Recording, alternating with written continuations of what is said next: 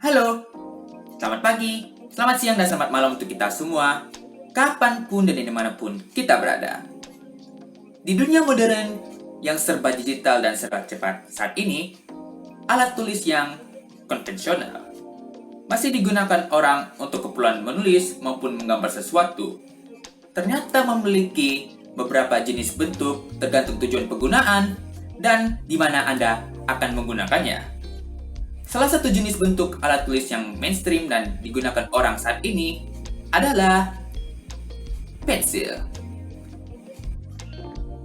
Sekilas, pensil jarang digunakan orang jika dibandingkan dengan pulpen yang menjadi alat tulis yang paling populer digunakan orang sampai saat ini. Seperti untuk menulis catatan keuangan atau menulis surat maupun menandatangani surat tersebut, karena menggunakan pulpen memiliki tulisan yang jauh lebih jelas daripada menggunakan pensil ini. Saya sering menggunakan pensil ketika terakhir kali saya menggunakannya pada saat saya duduk di bangku kelas 1 sampai kelas 3 sekolah dasar. Dan setelah itu, saya selalu menggunakan pulpen sebagai alat tulis saya untuk kegiatan menulis saya sehari-hari. Dan saya jarang menggunakan pensil, kecuali saat saya menggunakannya untuk menghitung angka. Karena menggunakan pensil lebih mudah dihapus menggunakan penghapus daripada menggunakan pulpen yang dihapus menggunakan tip X. Dan saya selalu menghilangkan tip X setiap saat, kadang-kadang ya. Ya, meskipun begitu, pensil masih umum digunakan orang sebagai alat tulis untuk kegiatan tulis-menulis setiap hari dan terasa seperti biasa-biasa aja. Apa mungkin?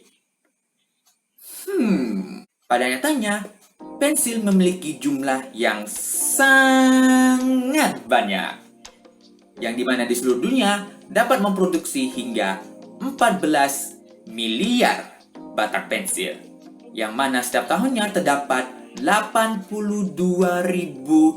pohon yang ditebang, yang dimana satu pohonnya aja bisa menghasilkan 170.000 pensil. Bayangkan dan ingat, angka 14 miliar yang dapat kita produksi untuk membuat pensil setiap tahunnya itu adalah jumlah rata-rata yang mungkin saja bisa berkurang maupun jumlahnya bisa bertambah setiap tahun selama kita masih menggunakan pensil sebagai alat tulis. Jadi bisa dibayangkan coba. Nah, berapa banyak pensil yang mulai diproduksi sejak pensil modern ditemukan pertama kali pada tahun 1795. Pensil memiliki jenis yang beragam sesuai tujuan penggunaan untuk keperluan tertentu. Mari kita bicarakan tempo dulu. Terdapat alat tulis yang digunakan jauh sebelumnya, sebelum ditemukannya pensil sebagai alat tulis yang praktis dan efektif digunakan saat ini. Alat tulis yang saya bicarakan kali ini adalah batu. Pada masa prasejarah atau yang ahli sejarah menyebutnya sebagai masa praaksara, manusia pada saat itu masih belum mengenal tulisan. Jadi pada saat itu huruf abjad dari A sampai Z atau penghitungan angka dari angka 1 sampai 9 maupun angka 0 masih belum ditemukan pada saat itu. Namun manusia pada saat itu sudah mengenal lukisan terkait gambaran apa yang mereka gambarkan pada saat itu. Jadi manusia zaman prasejarah pada saat itu sudah mengenal kreativitas. Dan alat tulis yang mereka gunakan berupa batu yang sudah dipahat menjadi batu yang berbentuk runcing, yang tak hanya digunakan sebagai senjata untuk berburu, tetapi juga mereka gunakan sebagai alat tulis untuk menggambar. Dengan dinding gua yang merupakan tempat mereka tinggal sebagai media alas lukis mereka. Entah mereka menggambar untuk keperluan spiritual maupun mereka menggambar ingin meninggalkan jejak bahwa mereka pernah hidup dan tinggal di gua itu, serta memberikan gambaran terkait kehidupan sehari-hari mereka pada masa itu. Salah satu contoh gua yang paling populer dengan lukisan masa prasejarahnya yaitu Gua Lascaux dari Prancis yang ditemukan pada tanggal 12 September 1940 oleh 4 pemuda yang mencari anjing mereka yang ternyata masuk jatuh ke dalam lubang yang menuju gua tersebut. Dari situlah mereka menemukan lukisan-lukisan gua pada masa prasejarah di dalamnya.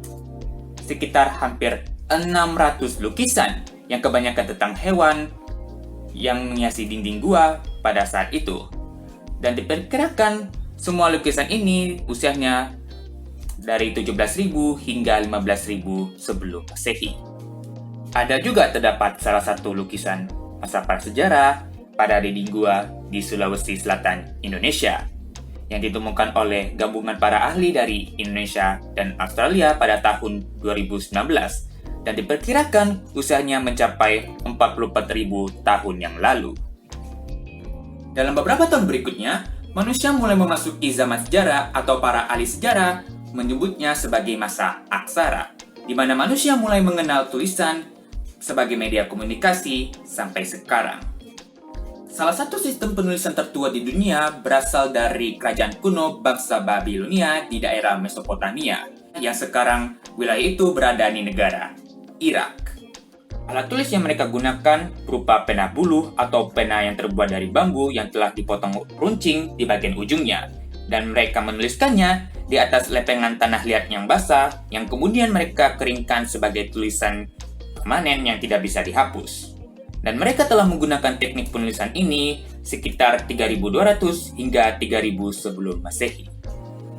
Ada juga alat tulis yang menggunakan pena jarum yang ditemukan pada zaman Yunani kuno sekitar tahun 1700 sebelum Masehi. Pena jarum ini bisa terbuat dari besi, juga bisa terbuat dari tulang dan gading. Dan media alas yang mereka gunakan untuk menulis adalah lempengan kayu dan menggunakan lilin sebagai tintanya.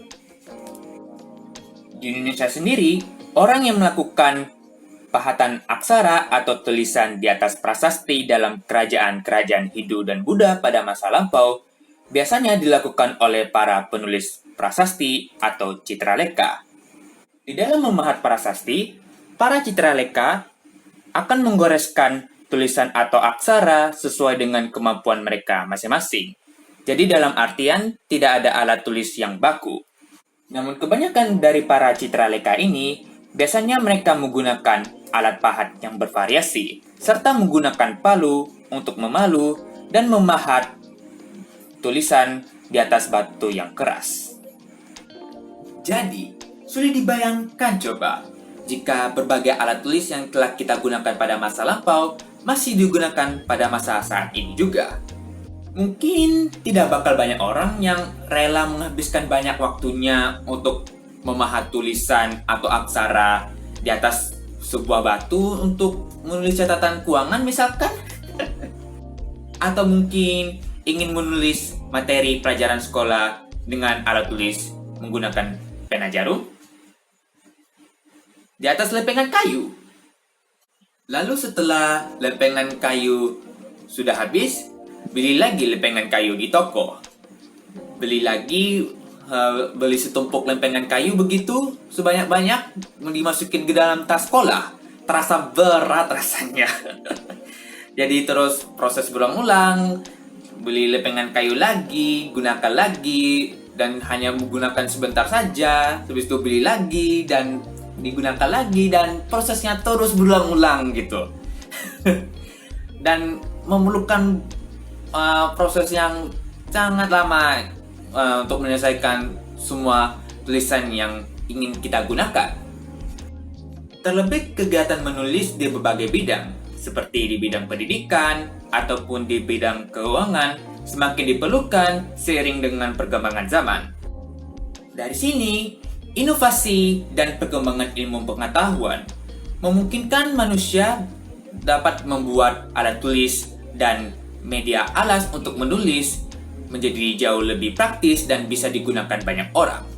Salah satunya adalah penemuan kertas yang ditemukan di negara Tiongkok pada abad kedua Masehi sebagai media alas untuk menulis yang praktis.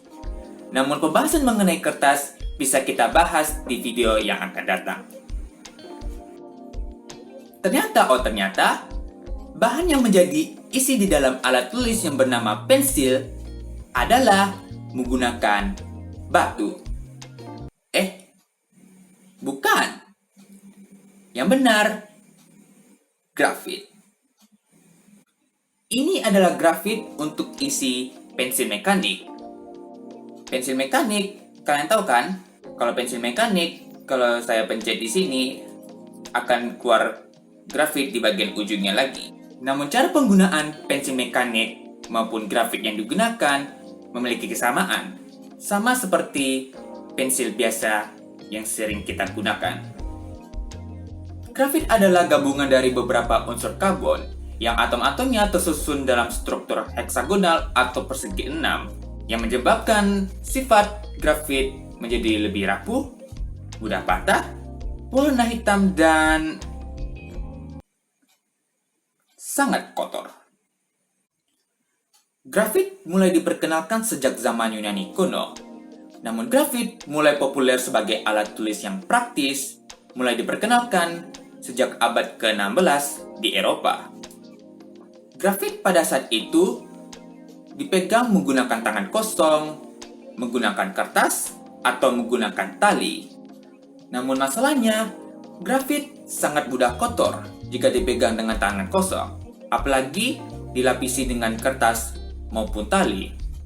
Karena tangan tetap akan kotor melalui celah-celah pada permukaan kertas ataupun tali. Lalu setelahnya, grafit mulai dilapisi dengan kayu pada tahun 1560-an di Eropa. Meskipun begitu, grafit sangat mudah patah jika kita menekan terlalu kuat dan tidak hati-hati dalam menggunakannya. Nicolas Jacques Conté atau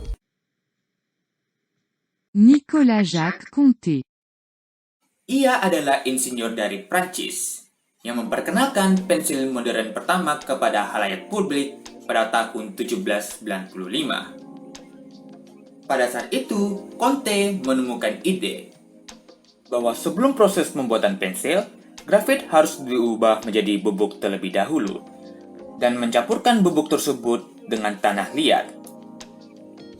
Lalu kita memasuki proses pembuatan pensil. Bantalan kayu yang sudah dipahat membentuk alur, kemudian dilapisi dengan lem pada alur tersebut. Yang selanjutnya, meletakkan grafit yang sudah dilapisi dengan tanah liat pada proses sebelumnya di alur tersebut. Kemudian, meletakkan bantalan kayu kedua di bagian atas bantalan yang pertama, layaknya membentuk roti lapis. Yang kemudian bantalan tersebut dipotong menjadi satu-satu membentuk pensil masing-masing, yang kemudian diberi aksesoris yang pada akhirnya pensil pun jadi. Seiring berkembangnya waktu, inovasi dan perubahan terhadap bentuk dan jenis pensil mulai semakin beragam, yang memungkinkan pensil memiliki banyak kegunaan dan tingkat penulisan menggunakan pensil menjadi jauh lebih baik. Pada pensil grafit, ada pembagian kode berdasarkan kerasnya isi pensil. Kerasnya isi pensil sangat bergantung pada campuran tanah liat yang digunakan. Di dalam industri pensil, ada kategori B yang berarti black, yang memiliki tingkat kandungan grafit lebih banyak daripada tanah liat. Semakin banyak tingkat kandungan grafit yang digunakan, tekstur grafit akan semakin lembut dan tingkat ketebalannya akan semakin tebal dan pekat. Sebaliknya, ada kategori H yang berarti hard, yang memiliki tingkat kandungan grafit lebih sedikit daripada kandungan tanah liat. Semakin banyak kandungan tanah liat yang digunakan, tekstur grafit akan semakin keras dan tingkat ketebalannya akan semakin tipis dan buram. Dengan begitu, Anda bisa menggunakan semua kode pensil grafit untuk menggambar, supaya menghasilkan gambar yang realistik, karena dihasilkan oleh berbagai pensil grafit dengan kode yang berbeda-beda. Mungkin Anda ada yang penasaran, mengapa pensil grafit dengan kode 2B menjadi pensil yang sangat populer digunakan masyarakat, serta menjadi pensil yang sangat wajib digunakan siswa untuk ujian nasional?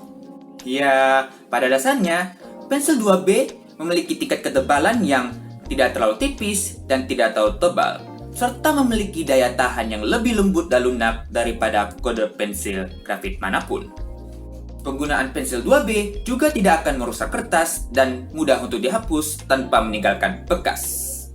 Jadi, pada intinya, pensil 2B sangat cocok digunakan untuk ujian nasional yang nantinya siswa akan mengisi jawaban di atas lembar jawaban komputer atau LJK.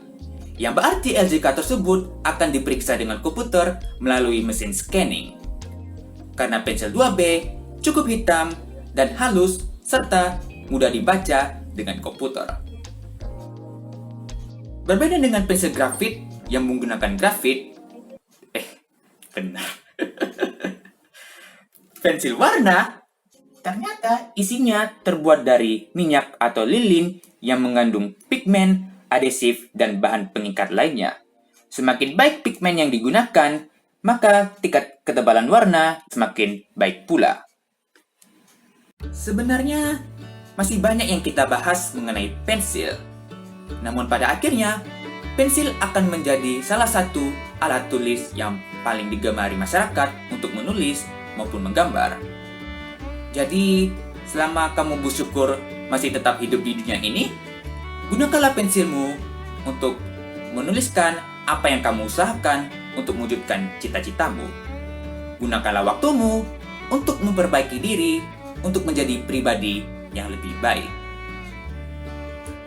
Terima kasih telah menonton video ini dari awal hingga akhir. Selamat pagi, selamat siang, dan selamat malam untuk kita semua. Sampai jumpa.